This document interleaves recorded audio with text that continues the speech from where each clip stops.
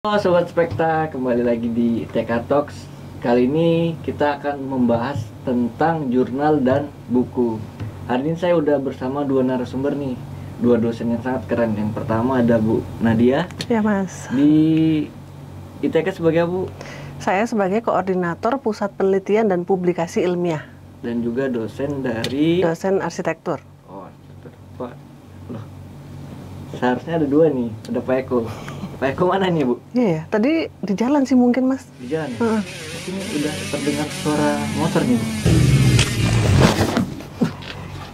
Maaf, Mas terlambat. Motornya jangan dibawa masuk Pak. Aduh, kenapa nih Pak di jalan? Ada macet ya? Macet tadi, buru-buru. Oh iya. Nggak apa-apa. Oke, Sobat Spekta, ini Pak Eko udah datang nih. Pak Eko boleh perkenalan dulu dari... Oke, perkenalkan nama saya Kak Agus Putra dari Koordinator Pusat Penerbit Institut Teknologi Kalimantan Press atau ITK Press. Oke, itu Pak ya. Hari ini kan kita bakal bahas tentang publikasi nih Pak, jurnal dan buku. Iya. Ya kan? Kita pertama bahas apa sih pentingnya publikasi itu Pak bagi mahasiswa? Oke, Bu. Saya lihat mungkin. Oke, jadi publikasi itu sebenarnya bagian dari penelitian. Karena mahasiswa itu ada di perguruan tinggi, insan perguruan tinggi itu wajib melaksanakan tridharma perguruan tinggi, yaitu pendidikan, penelitian, dan pengabdian kepada masyarakat. Jadi kalau bicara tentang pentingnya publikasi, mungkin kalau mahasiswa biasanya di perkuliahan itu lakukan riset kecil-kecilan. Nah, itu sebenarnya sudah ada produknya, tapi tidak bisa diketahui oleh orang. Nah, saat dipublikasikan, nah itu baru masyarakat itu akan tahu. Sehingga pentingnya adalah kita bisa berkontribusi ke masyarakat gitu ya. Jadi riset-riset kita itu bisa dikenal, akhirnya bisa digunakan oleh masyarakat. Sebenarnya pentingnya itu. Oh, itu Bu ya. Sebaiknya publikasi ini dilakukan sejak awal kuliah atau sejak kapan Bu baiknya? Dan langkah-langkahnya seperti apa?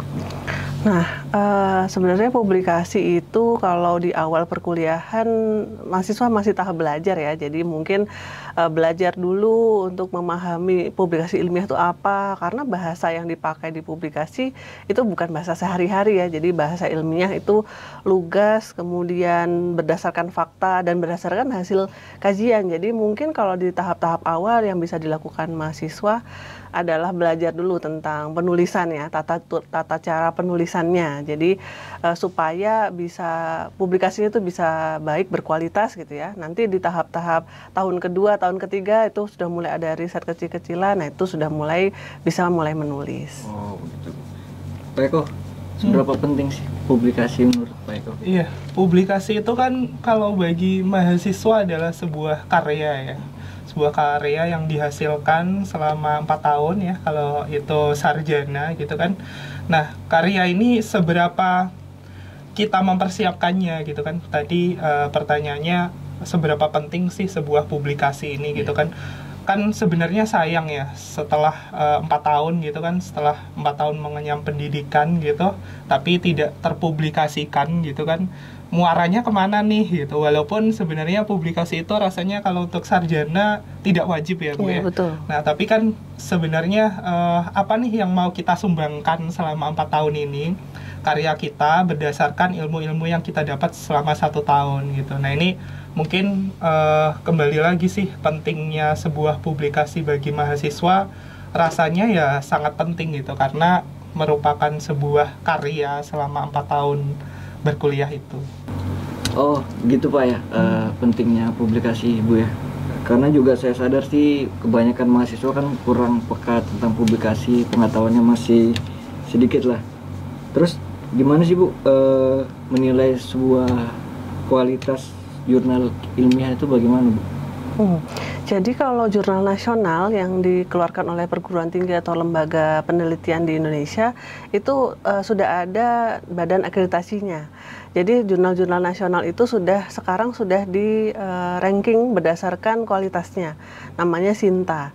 Jadi biasanya untuk tahu kualitasnya ya kita cari Sinta yang ranking akreditasinya paling tinggi, rentangnya itu 1 sampai 6 gitu ya. Nah, yang harus dilakukan mahasiswa untuk tahu jurnal mana yang bagus sebenarnya sesuai dengan bidangnya. Kalau teknik sipil ya mempublikasikan di jurnal teknik sipil, arsitektur ya di arsitektur dan sebagainya. Jadi sebenarnya dari situ untuk memutuskan ya mau terbit ke jurnal mana. Kalau untuk ini Bu, apa sih peran per-review dalam menilai kualitas penelitian dan publikasi itu seperti apa? Bagaimana mereka mengidentifikasi jurnal-jurnal yang memiliki proses per-review yang ketat? Itu bagaimana Bu? Jadi memang kalau kita publish ya di satu jurnal, di satu penerbit jurnal, itu biasanya akan ada proses review gitu ya. Review itu dilakukan oleh seorang expert di bidang tersebut yang ditunjuk oleh penerbit. Jadi memang peer review ini nanti tugasnya memvalidasi isinya, kemudian keasliannya ya, keoriginalitasnya penulis artikelnya itu, dan juga kira-kira dampaknya. Karena ada yang jurnal yang ketat yang meminta penulis itu untuk menuliskan sesuatu hal yang baru gitu ya. Jadi sebenarnya saat kita memilih jurnal di Sinta 1 sampai 6 tadi, itu kita bisa mengukur sendiri kira-kira tulisan kita atau artikel kita itu cocok untuk masuk di mana, di yang Sinta yang mana gitu ya. Karena semakin tinggi pasti requirement-nya ya, persyaratannya semakin banyak. Oh, gitu ya. Pak Eko, tadi kan kita bahas tentang review jurnal. Kalau di buku nih, buku itu ada anunya sendiri nggak Pak? Cara penerbitannya itu seperti apa? Prosesnya lah Pak? Iya, kita masuk ke penerbitan buku ya. Jadi kalau penerbitan buku itu sebenarnya kan cukup banyak ya lembaga-lembaga yang mungkin kita kenal saat ini. Ada Gramedia ya, ada penerbit Andi ya, bagi kaum-kaum terdidik kan biasanya SD, SMP, SMA itu ada buku-buku dari terbitan Andi gitu. Nah itu sebenarnya cukup banyak lembaga yang menerbitkan buku gitu kan, entah itu instansi pendidikan atau instansi swasta seperti itu. Nah kalau peer review sendiri itu sebenarnya di buku ya, itu tergantung penerbitnya gitu. Kalau di ITK Press sendiri ini kita ada timnya, ada tim khusus untuk yang bagian editornya, ada yang bagian reviewer isi substansi dari sebuah buku itu sendiri gitu. Itu sudah disiapkan gitu dari tim penerbit ITK Press gitu. Jadi sebenarnya tergantung lembaganya juga sih Mas gitu. Jadi apakah ada juga sih sebenarnya penerbitan buku yang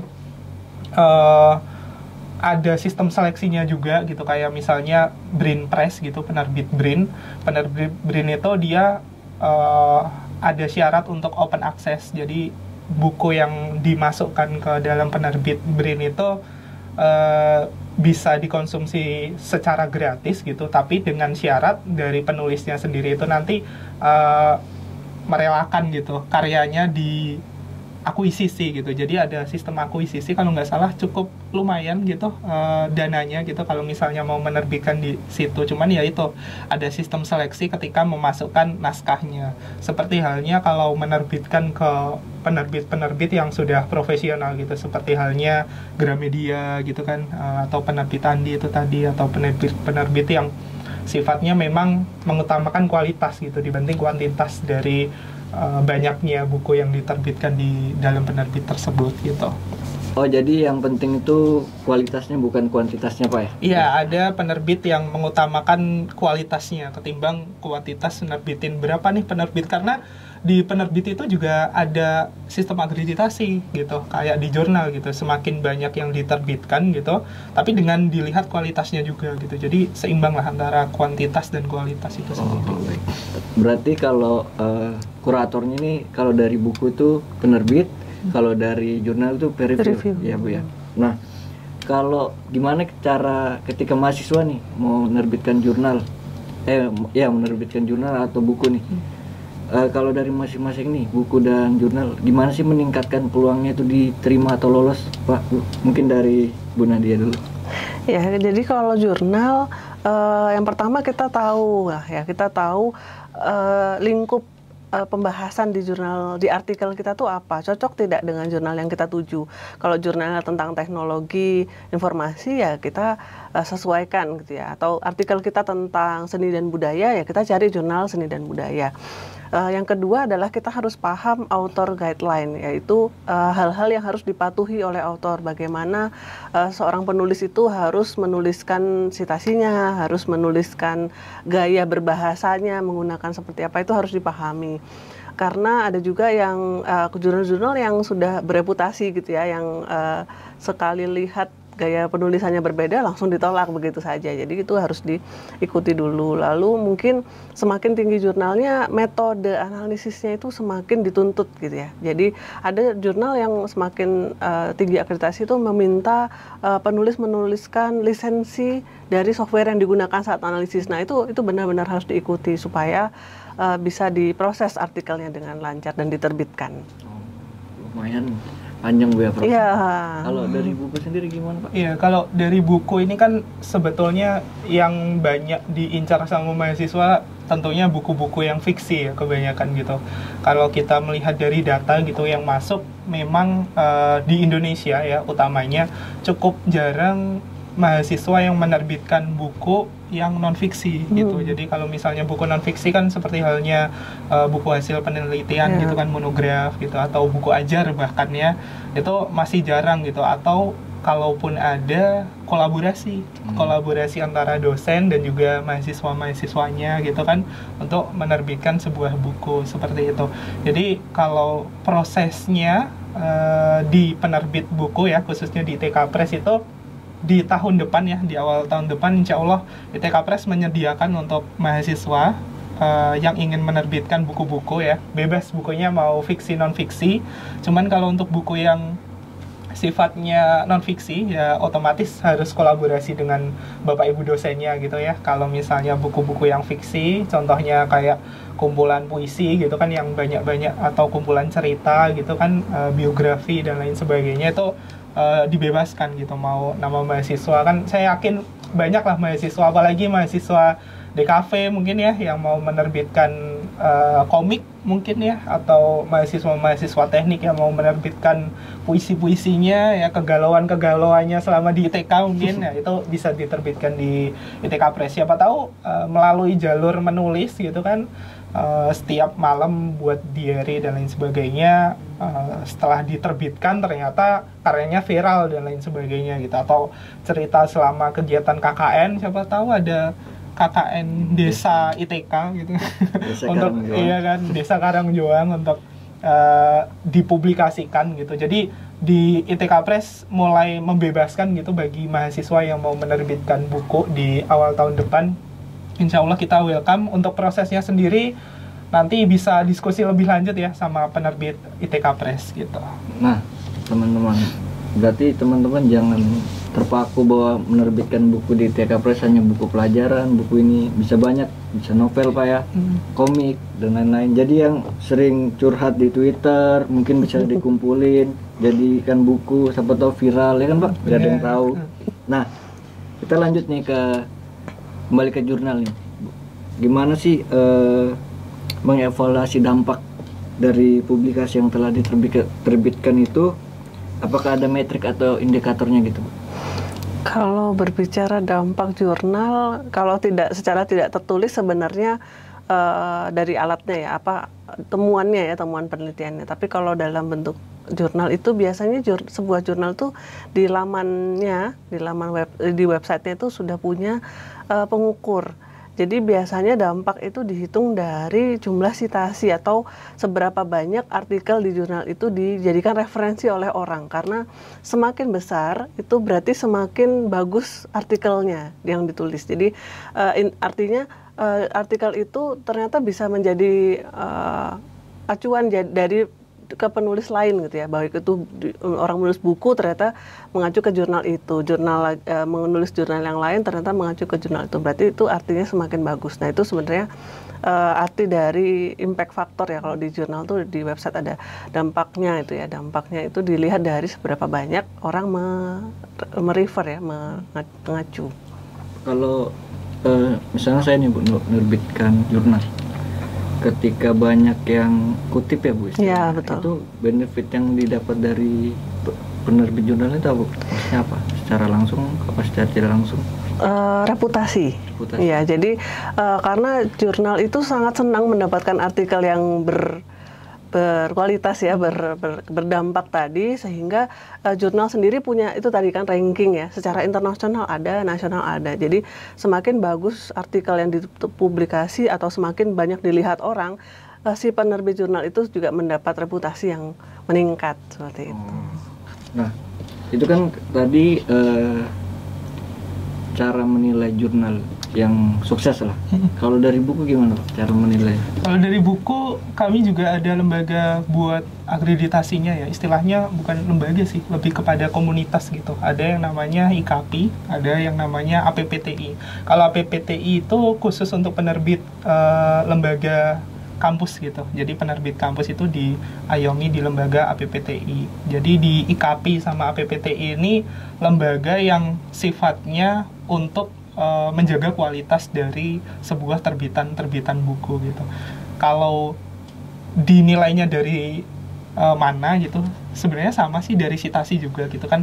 Kalau kita ngecek itu di Google Scholar berapa kutipan, berapa yang mensitasi gitu kan karya-karya kita gitu. Atau kalau satu lagi, kalau dari buku, karya buku mungkin bisa dinilainya dari berapa banyak cetak yang sudah dihasilkan, berapa banyak kopi gitu kan ya. Biasanya ada cetak keberapa gitu kan.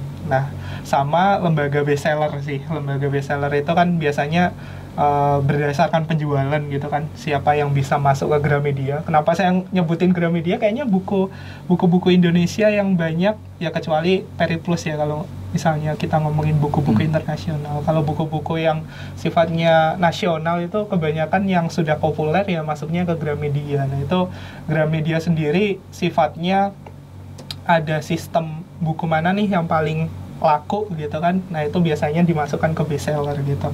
Itu sih. Kalau sampai sekarang jenis buku yang paling sering ditulis mahasiswa itu buku apa Pak? Ya, oke. Contoh beberapa orang atau beberapa mahasiswa yang sudah menerbitkan buku dan viral ya, yang cukup viral, mungkin ada yang sudah tahu karyanya Prilly Latukonsina ya, yang berjudul 5 Detik dan Rasa Rindu. Nah, ini juga sempat viral ya. Nah, ini nggak tahu tentang personanya atau memang karyanya sudah cukup booming gitu kan ya. Terus ada juga Sri Izati. Nah, Sri Izati ini bahkan dapat rekor muri karena sudah menerbitkan buku di umur 8 tahun gitu. Jadi penerbit termuda gitu. Jadi sebenarnya tidak ada yang membatasi. Walaupun umurnya 8 tahun pun bisa menerbitkan buku gitu. Asalkan ya memang memenuhi kriteria dalam menerbitkan buku itu tadi gitu. Ini bahkan sampai mendapatkan rekor muri gitu. Berarti nggak ada batasan usia. Tidak ada batasan usia. Selama bisa nulis dan bisa dibaca, bisa menerbitkan buku. Oh, iya. Nah, kita kembali ke publikasi ini, kita kembali ke lingkup kampus. Nah, gimana sih cara memanfaatkan sumber daya yang ada di kampus ini, universitas atau institut, untuk melakukan publikasi itu, atau Pak? Gimana? Siapa mau jawab duluan? Ibu? Ya, kan publikasi nih, bisa buku dan jurnal nih. Ya, kalau untuk jurnal, karena kalau tadi kan mungkin kalau buku ada yang ilmiah, ada yang non ilmiah gitu kan. Kalau jurnal karena tulisan ilmiah itu sebenarnya wajib untuk membaca.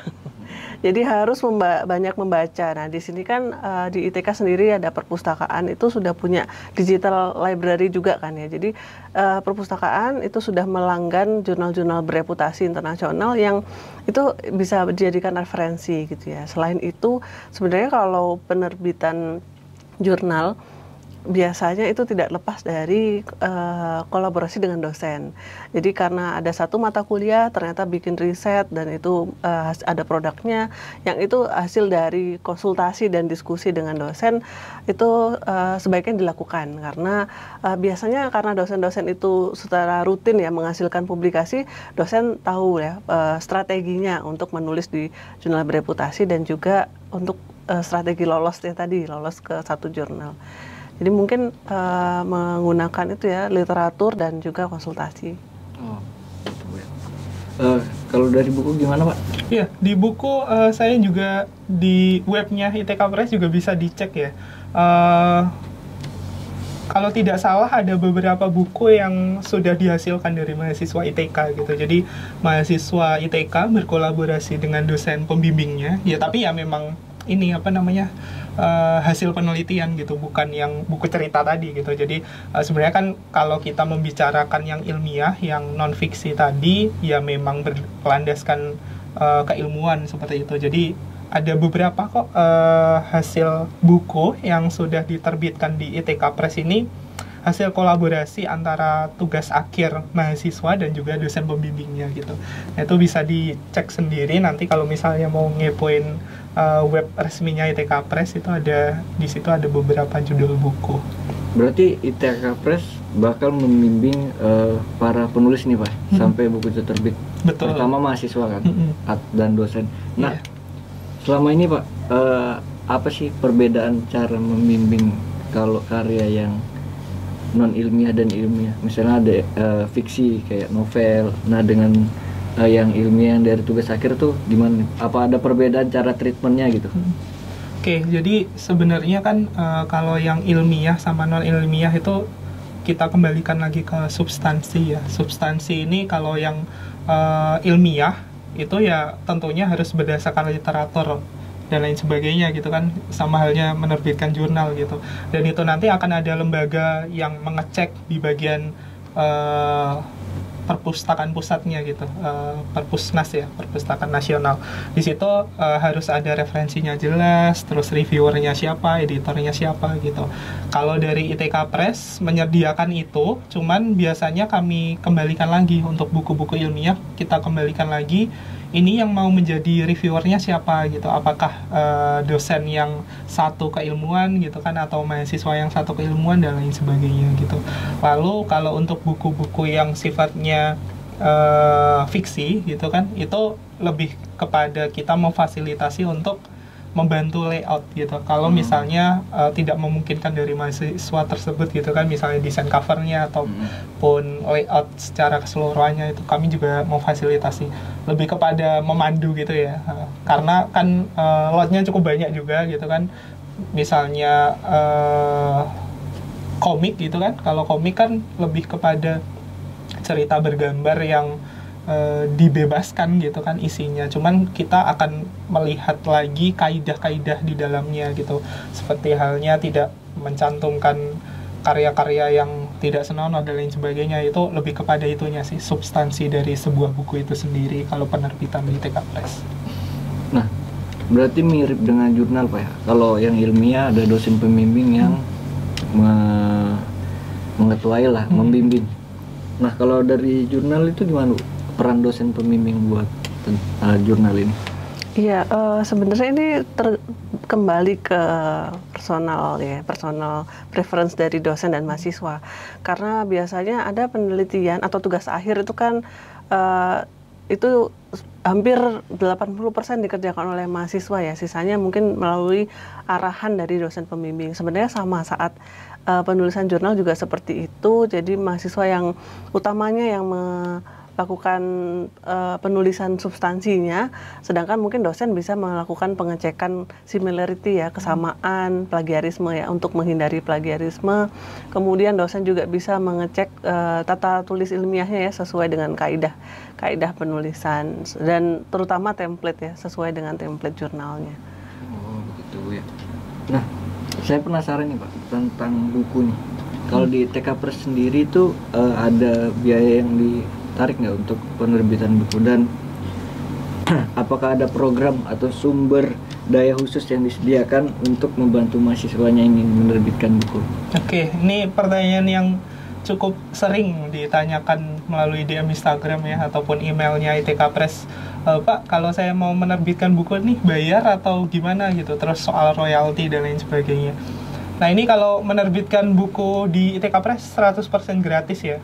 Masih gratis mungkin, untuk sampai saat ini masih gratis gitu, karena memang lembaga ITK Press ini kan dibentuk untuk memfasilitasi sivitas akademika seluruh ITK gitu kan ya.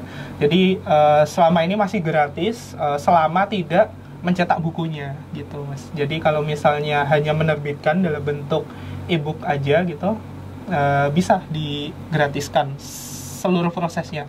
Bahkan mau desain covernya, mau layoutnya itu digratiskan juga, dan fasilitas full dari ITK Press gitu. Nah, Bapak tadi ada nyebut e-book nih, Pak. Gimana sih setelah munculnya e-book nih? Maaf ini kalau keluar dari agak keluar nih Pak ya. Adanya e-book, peran e-book sekarang nih cukup membantu apa gimana? Iya, e-book. Nah, ini sebenarnya mau di buku, mau di jurnal itu kan ada penerbitan secara digital ya, dan kita juga tidak bisa menghindari itu gitu kan. Walaupun nanti efek sampingnya pasti akan ada ya, karya-karya yang dicomot, apalagi buku gitu kan. Pasti bisa di-download dan lain sebagainya. Makanya kalau kita upload di Google Play Store itu opsinya ada dua. Ada yang diberikan secara gratis, ada juga yang diberikan secara berbayar. Nah, itu sebenarnya kalau yang berbayar itu biasanya yang bestseller bisa untuk pemasukan mahasiswa juga gitu, kalau misalnya ingin menerbitkan karya-karyanya gitu. Dan selama ini kebanyakan sih kalau di ITK Press lebih kepada open access gitu. Jadi karena prosesnya secara gratis gitu, jadi dari ITK Press-nya diharapkan mau didorong untuk buku tersebut diakses secara gratis gitu. Tapi kalaupun misalnya mau diterbitkan secara berbayar pun tidak jadi masalah sih. Berarti nanti e-book penerbitannya bisa berbayar atau enggak Pak ya? Iya. Nah, kembali ke e-book nih Pak, Bu. Setelah munculnya e-book nih, Bapak lihat, Bapak Ibu lihat itu cukup membantu nggak? Apa dengan munculnya e-book kunjungan orang ke perpustakaan tuh makin menurun nggak? Karena ya kalau dilihat kan Gen Z ini udah mulai mager lah, semua di gadget, lihat ke HP. Itu pengaruhnya gimana kalau menurut Bapak Ibu tentang e-book sendiri itu? Ini harusnya ada Bu Win ya, koordinator pusat perpustakaan. Ya kalau dari pandangan Bapak Ibu aja, pendapat. Ya, jadi kalau saya sendiri sebenarnya ada plus minusnya ya gitu ya, tetap ada sebenarnya agak plus minus dan dilema sekaligus gitu ya. Jadi saat kita nggak mempublikasikan itu secara digital, penyebar luasan informasi itu sangat minim akhirnya, karena itu terbatas di ruang tertentu gitu ya, kita harus datang ke sana dan sebagainya. Tapi karena ada digital ini, digitalisasi, justru mungkin penerbit atau akreditasi jurnal itu malah mensyaratkan itu gitu. Jadi memang jurnal yang terakreditasi harus yang bisa diakses secara digital gitu ya. Tapi memang minusnya mungkin aktivitas mahasiswa khususnya ya di perpustakaan itu menjadi berkurang dan lebih ke ruang multimedia. Akhirnya perpustakaan menjadi ruang multimedia di mana mereka saling sharing itu juga secara digital gitu ya, dan akhirnya buku itu sudah tidak terlalu dibutuhkan ya, kesannya seperti itu ya. Tapi sebenarnya pendapat saya sendiri sebenarnya saat kita punya buku, karena e-book ini kan harus berbayar juga ya Mas ya. Jadi kalau kita ternyata menemukan nih di satu website ada buku, itu pasti tidak lengkap. Jadi biasanya saya sendiri harus mengecek secara buku fisiknya gitu ya, untuk memastikan isinya itu seperti apa. Gimana Pak? Mau nanggapin lagi? Ya, tapi alhamdulillahnya perpustakaan ITK setiap hari masih ramai ya. Terima kasih Pak Didi. Karena memang cukup lengkap juga gitu kan, dari buku-buku yang cetak. Ya benar tadi yang sudah disinggung sama Bu Nadia, bahwa buku-buku, khususnya buku-buku yang ini ya, yang ilmiah itu cukup susah gitu diakses secara digitalnya gitu ya. Mungkin opsinya yang berbayar tadi gitu. Sedangkan di ITK cukup lengkap gitu hasil buku-buku yang ilmiah tadi gitu kan, ketimbang kita beli secara digitalnya gitu, mending kita ya secara fisiknya gitu. Walaupun secara digitalnya ya kalau misalnya mau nyari-nyari di web resminya gitu, entah di Google Play Store atau di web-web penyedia buku itu juga ada gitu. Nah Pak, tadi kan kita bahas e-book, kita kembali ke buku nih. Bagaimana mahasiswa dapat memanfaatkan peluang nih untuk bisa diterbitkan di media cetak atau daring? Itu gimana Pak? Iya, kalau misalnya mahasiswa gitu yang berminat untuk menerbitkan bukunya, hasil karyanya secara digital, secara daring itu kan gratis ya, tadi ya sudah saya singgung, masih gratis gitu kalau menerbitkan di ITK Press.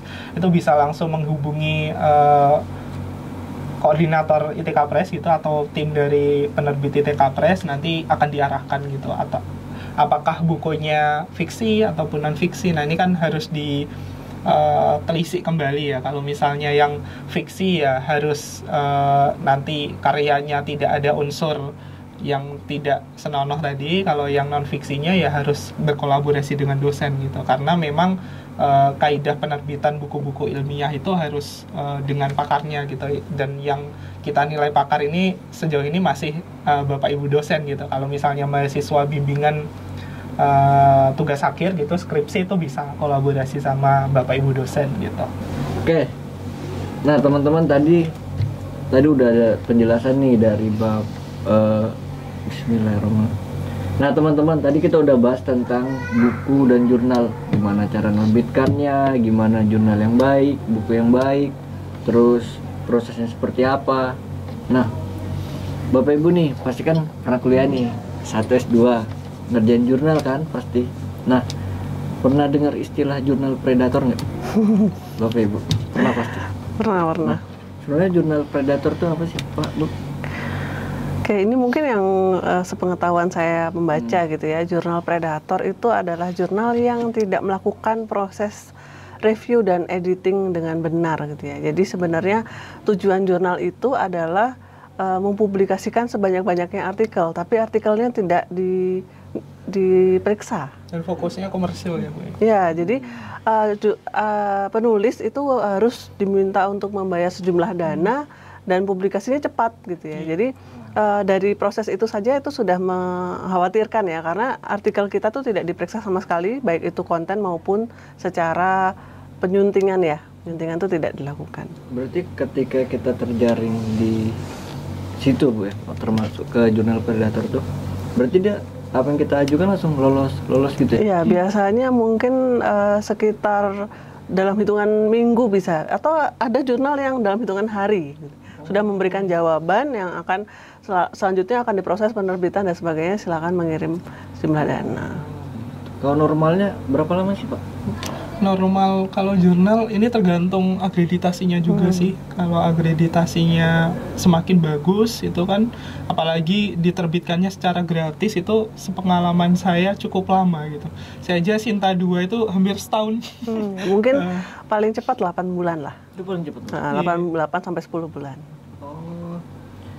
Kalau cara menghindarinya gimana, Bu? Jadi sebenarnya Dikti ya sebagai lembaga, istilahnya bukan lembaga yang melindungi sih ya, tapi Dikti itu kan memproses segala bentuk publikasi dosen ya dalam hal kinerja. Jadi Dikti itu selalu mengumumkan ada website-website yang mereka sudah membuat daftar. Jurnal predator itu apa saja yang secara rutin itu diperbarui, karena bisa jadi ada kan nambah terus gitu jumlahnya jurnal predator itu. Bapak Ibu pernah hampir masuk ke terjaring di jurnal predator selama dari kuliah?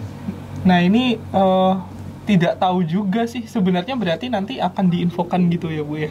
Jadi biasanya impact faktornya tadi ya, nilai dampaknya itu fiktif gitu. Biasanya itu mereka bikin sendiri gitu ya. Kemudian kalau penerbit yang terindeks ya, yang bereputasi kan biasanya Scopus dan sebagainya, itu biasanya kalau jurnal tidak ada di situ ya memang itu berarti sudah fix itu predator misalnya gitu. Tapi artikelnya banyak tapi tidak terindeks Scopus, nah itu jurnal predator. Biasanya memang kita sebagai mahasiswa mungkin ya, saya sendiri gitu ya, mungkin saat ditarget oleh dosen gitu ya untuk menerbitkan jurnal karena harus kelulusan itu syaratnya jurnal, ya mungkin akhirnya ketemu tuh website seperti itu gitu. Yang nerbitin asal jadi gitu kan, apalagi kalau nggak salah KKN di tahun depan tuh ada syarat untuk menerbitkan jurnal gitu kan, bagi Bapak Ibu dosen dan juga timnya gitu kan, tim mahasiswanya. Nah itu juga nanti yang perlu dihindari tuh untuk penerbitan jurnal pengabdian kepada masyarakat yang predator. Dan rasanya cukup banyak yang lebih kepada ini sih, jurnal pengabdian kepada masyarakat yang berbayar gitu kan, dan diterbitkannya secara cepat gitu. Sedangkan ya itu sih kembali lagi ya, tadi kita di awal menceritakan terkait karya, itu kan karya kita ya. harusnya kalau kita secara tidak sadar kan ya udah gitu kan, cuman kalau secara terang-terangan menerbitkan buku ya bagi mahasiswa yang menciptakan sebuah karya tapi dengan cara yang singkat gitu melalui jurnal-jurnal predator, kalau bisa ya dihindari gitu sih Mas.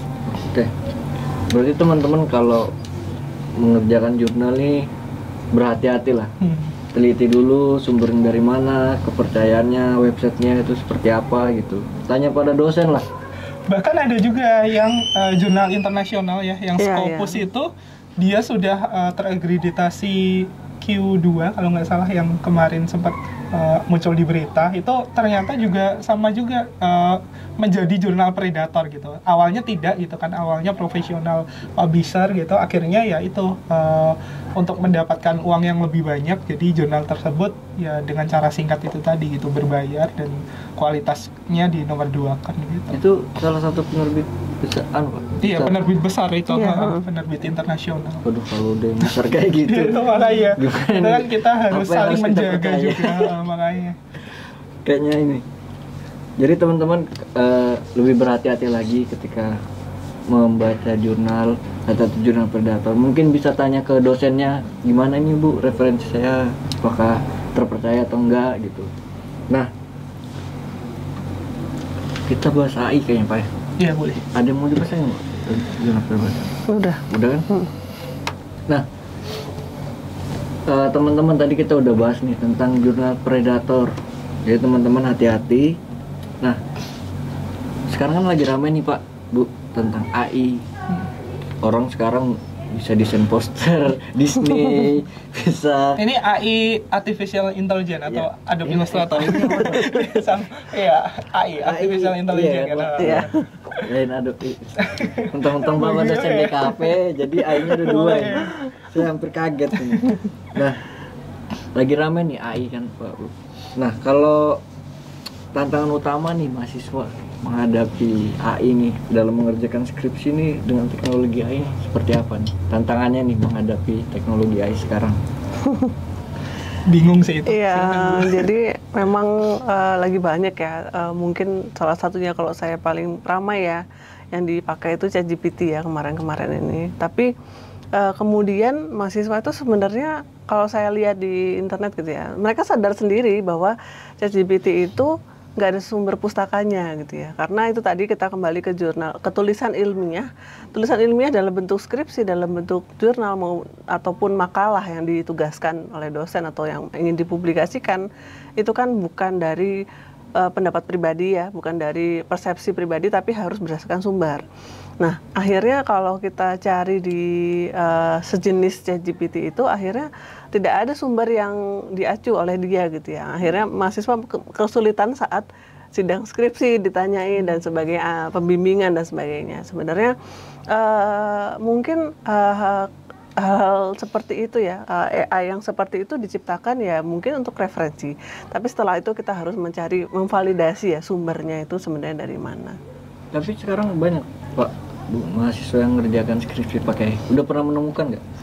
Kemarin saya ada cerita unik ya, tapi jangan sampai dicontoh gitu kan ya. Ketika saya memberikan sebuah tugas gitu, sebuah tugas kemarin tugasnya tentang citizen project gitu. Ini pasti ada mahasiswa yang merasa gitu. Jadi sempat angkat tangan gitu, Pak boleh nggak Pak ngerjainnya pakai ChatGPT gitu. Nah ini saya juga ketawa dan juga, tapi ketawanya juga miris juga gitu kan. Sebenarnya di satu sisi sebuah teknologi ChatGPT ini kan mempermudahkan semua orang gitu kan.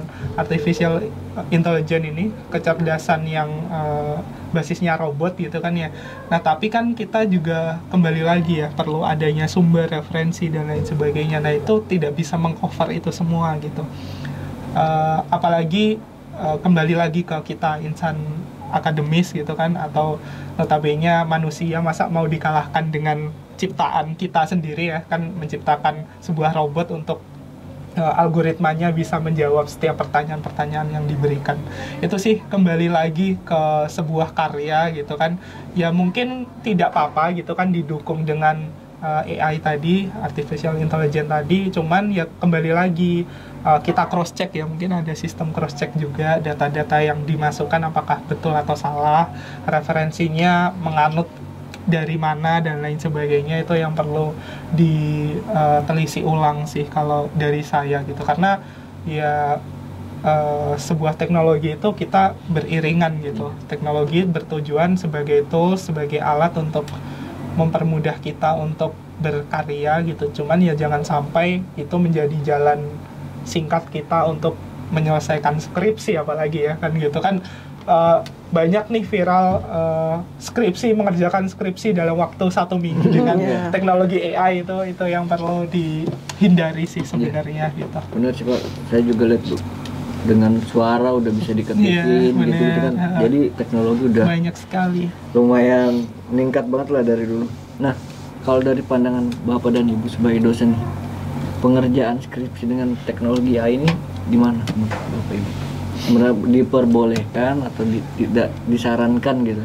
Apakah ada kendala etikanya juga gitu tentang penggunaan teknologi AI ini di pengerjaan skripsi ya, yang terutamanya gimana? Iya, kalau skripsi ini kan intinya sebenarnya dia berbentuk penelitian ya. Jadi ada proses mencari dasarnya, landasannya, kemudian dia mengkaji pustakanya dan analisis ya, eksperimennya ya gitu ya di akhir gitu ya. Nah, sebenarnya kalau AI itu kan sangat banyak ya, bukan hanya tadi ya ChatGPT mungkin dalam bentuk tulisan. Bisa jadi mungkin di kemudian hari ada alat untuk analisis gitu ya. Nah, sebenarnya software-software yang dari dulu ya, mungkin dari kita kuliah gitu ya, mungkin kita sudah menggunakan teknologi itu gitu ya. Cuman itu untuk membantu mempercepat saja gitu ya. Kalau dalam kajian pustaka itu yang sangat melawan integritas akademik ya, karena tadi tidak ada kajian pustaka yang mengambil secara langsung gitu ya sumber-sumber, karena di bagian kajian pustaka itu kita ada proses berpikir, kita membandingkan teori, kita mencari mana teori yang terbaru dan sebagainya. Nah itu mungkin kalau itu dikerjakan oleh alat gitu ya, itu biasanya sih sebenarnya ketahuan saat mahasiswa ini tidak bisa menjelaskannya dengan baik gitu ya sebenarnya. Nah, boleh atau tidaknya ya itu tadi sebenarnya kalau secara integritas akademik sebuah penelitian itu harus dikerjakan sendiri gitu ya. Kalaupun ada bantuan dengan software, selalu kita minta untuk tuliskan gitu ya, alat-alat apa saja yang digunakan. Ya mungkin lebih kepada parafrasenya gitu lah ya. Cuman sebenarnya sekarang juga kan ada yang namanya teknologi ChatGPT gitu kan, tapi juga ada tandingannya nih, Turnitin. Sekarang juga bekerja samanya dengan AI juga gitu. Jadi ketika nanti teman-teman muara dari sebuah karya selama 4 tahun itu diterbitkan ke jurnal atau ke sebuah buku gitu kan, nanti dari lembaga penerbitannya biasanya juga menggunakan Turnitin ini juga gitu. Jadi akan ada tuh kalian menggunakan ChatGPT-nya berapa persen, itu juga sudah terdeteksi. Ada sekarang, sudah terdeteksi. Makanya ya kembali lagi lah, kalau misalnya mau berkarya itu diusahakan memang berdasarkan data yang sudah dikaji gitu kan, apalagi penelitian ilmiah itu kan kalau muaranya dari kuantitatif gitu kan pasti berupa angka-angka, itu kan angka-angkanya tidak bisa dikerjakan sama AI kan ya. Oke Sobat Spekta, kita udah sampai di penghujung nih, karena udah banyak banget nih kita bahas nih. Kalau kita lanjutkan kayaknya durasinya nggak akan cukup nih. Udah cukup bayaran saya buat bayar dosen-dosen ini. Oke, kita tadi udah bahas buku, jurnal, teknologi AI, dan jurnal predator. Jadi teman-teman hati-hati terhadap jurnal predator. Terus teman-teman kalau mau tahu atau mau nerbitkan buku bisa ke ITK Press. Kalau jurnal juga bisa ke Bu ya, kalau kita ada mau Spekta ya, sama ada Pikat. Nah, ada apa? Spekta jurnal. Spekta itu untuk penelitian, Pikat untuk yang pengabdiannya. Nah, teman-teman kalau pengabdian ke Pikat Pak ya? Iya. Pikat, kalau mau ngerjain jurnal bisa ke Spekta jurnal. Nah, tuh teman-teman dicatat ya. Jadi jangan sampai tertukar, nanti mau ngerjain jurnal malah ke ITK Press. Ya, jangan tertukar. Oke, itu teman-teman. Terima kasih buat Ibu Nadia, Pak Eko. Mas Rio udah diundang. Ya, semoga banyak yang nerbitin buku nanti Pak ya ke depannya. dan jurnal juga Bu. Oke. Oke teman-teman, terima kasih. Sampai jumpa di ITK Talk selanjutnya. Dadah.